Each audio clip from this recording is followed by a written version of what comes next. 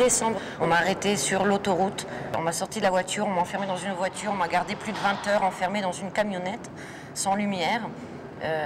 Et ensuite on m'a frappé, on m'a mis dans une pièce dans le ranch et on me frappait en me disant qu'il fallait que je dise que oui, on venait de m'arrêter, que moi je faisais ça. Je me dédiquais à ça et j'ai jamais voulu. On me frappait de plus belle pour que je le dise. Ils avaient besoin de mon témoignage, ils avaient besoin que j'avoue quelque chose que j'avais pas fait pour que ce soit crédible. Et à partir de là, tous les mensonges qui se sont accumulés.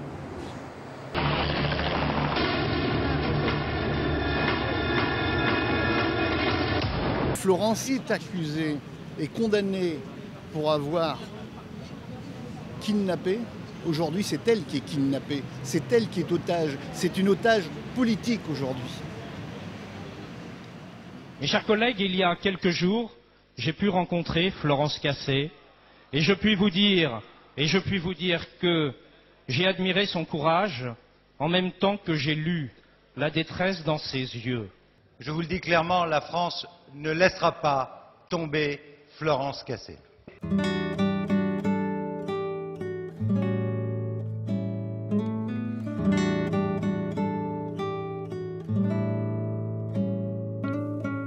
Dulce inocente, Mariante escribe desde Francia, quiere suplicarte. Dulce inocente, para ti escribe, ten confianza, en tu virtud cree.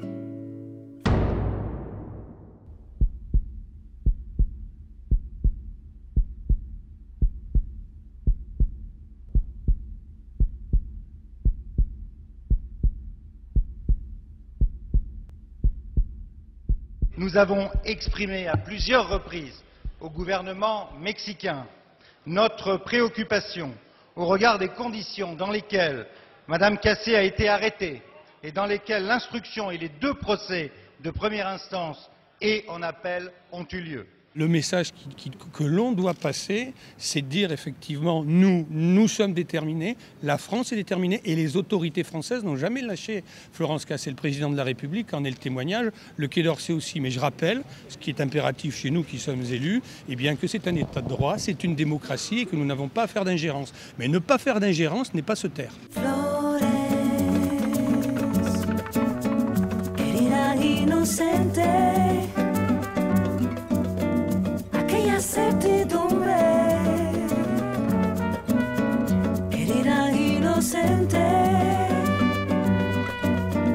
aquella certidumbre conserva en ti esa luz ardiente, el apoyo no tiene límite. Je pense que politiquement, les décideurs mexicains se sont abrités derrière cette opinion mexicaine pour peut-être refuser le transfèrement de Florence, parce qu'il y a eu une désinformation voulue par la FI qui n'avait pas de résultat, qui n'arrivait pas à lutter contre les enlèvements là-bas. Et Florence est devenue, et je l'ai souvent dit, un otage politique parce qu'il fallait servir la cause de M. Garcia Luna, qui à l'époque, directeur de la FI, n'avait aucun résultat. Pour rassurer les gens, la police fédérale fait parfois appel à des montages, à des scénarios, à de la fiction, comme si on était chez Walt Disney. Mais ici, on n'est pas chez Walt Disney. Ici, c'est un enfer. Et cet enfer, on le vit malheureusement à cause du manque de compétences et de la négligence de nos autorités. C'est spécialement de la faute de la police fédérale et de Genaro Garcia Luna. Nous accueillons en studio Genaro Garcia Luna. Vous êtes le directeur de l'Agence fédérale d'investigation, l'AFI. Ce que je trouvais incroyable, c'est que la police ne nous invite jamais à leur accompagner pour faire quelque chose de vrai. Parce qu'ils nous disent toujours qu'ils ont peur pour nous. Évidemment, ce n'est pas pour nous. Ils ont peur de faire quelque chose et qu'on soit témoin, c'est clair. Et ces jours-là, la télé arrivait avant les policiers et on posait des questions directement aux séquestrateurs et aux otages. On me dit que Florence Cassé est au téléphone. Vous avez quelque chose à nous dire? Oui, oui. J'ai été arrêtée le 8 décembre sur la route. On m'a enlevée et mise dans un fourgon. Je n'ai pas été arrêtée le 9. C'est faux. Excusez-moi, monsieur, mais ce que vous dites est faux. Vous savez, quand Florence a osé téléphoner osé téléphoner sur le plateau de télévision pour dire « Monsieur Luna, vous avez triché », c'est pas ça qui s'est passé. J'ai été arrêté la veille et il y a eu un montage médiatique sur mon arrestation. Comment voulez-vous qu'on ait confiance? C'est pas possible. Plus étonnant encore, dans son enquête, la police mexicaine ne va pas prendre en compte certains témoignages à décharge. Comme celui d'Alma, la patronne d'un restaurant voisin. Elle est persuadée que les otages n'ont jamais séjourné dans le ranch. Mon mari y est allé le lundi et ils sont venus les arrêter le vendredi. Le lundi, il n'y avait rien, personne. Il n'y avait que des planches en bois. Donc les otages ne pouvaient pas être là. Et tout ça, on l'a déclaré quand on est allé témoigner. Et la police est venue vérifier que vous aviez bien la clé? Personne n'est venu nous poser des questions sur ces clés. Et puis même quand on se présente devant les juges, ils nous regardent de travers pour nous intimider. Mais pourquoi on aurait peur si on a dit la vérité? Ce qu'on a dit, ce n'est que la stricte vérité.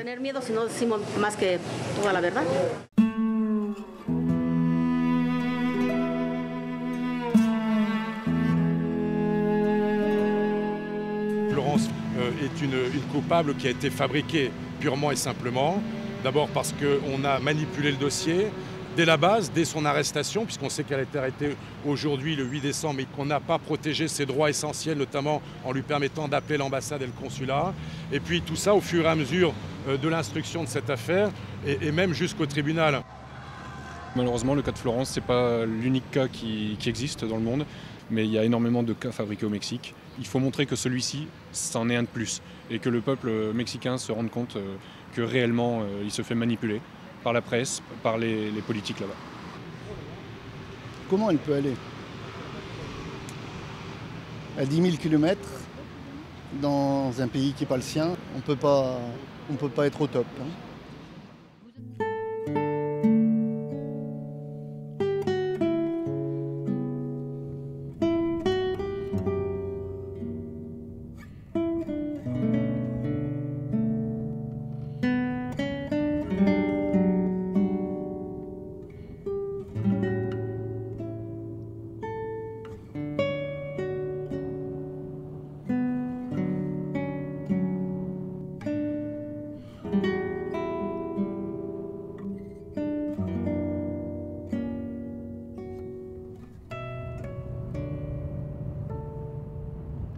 Du nouveau dans l'affaire de Florence Cassé qui pourrait peut-être relancer une éventuelle révision de son procès.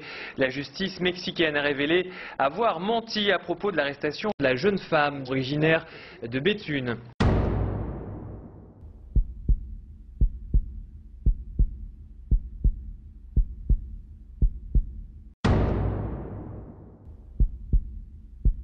Nouveau rebondissement dans l'affaire de Florence Cassé. Un témoin à charge s'est rétracté.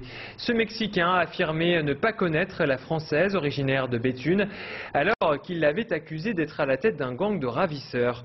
Selon lui, les policiers l'ont torturé pour qu'ils mettent en cause la jeune femme. Cet homme dit avoir été frappé sur tout le corps et torturé à l'électricité par des policiers fédéraux qui l'ont également menacé d'enlever sa femme et son fils.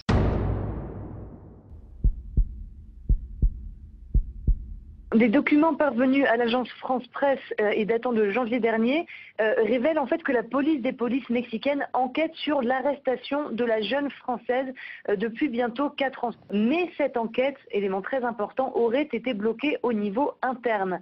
Ce qui aurait dû se passer si l'enquête avait suivi son cours, c'est que certains acteurs de l'arrestation, notamment le chef des renseignements de l'époque, Luis Cárdenas Palomino, auraient dû être entendus. Or, ces audiences n'ont pas eu lieu. Dulce inocente, cubranimo combate. Una fuerza se eleva en ti, Marian, cree. Dulce inocente, para ti escribe. Dulce Florence, tu virtud.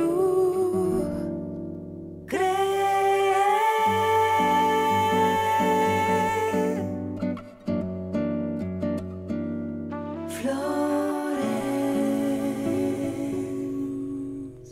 Le pire, c'est d'être innocente et d'être enfermée et savoir qu'on n'a rien fait. C'est ça le pire, qui ne laisse pas dormir.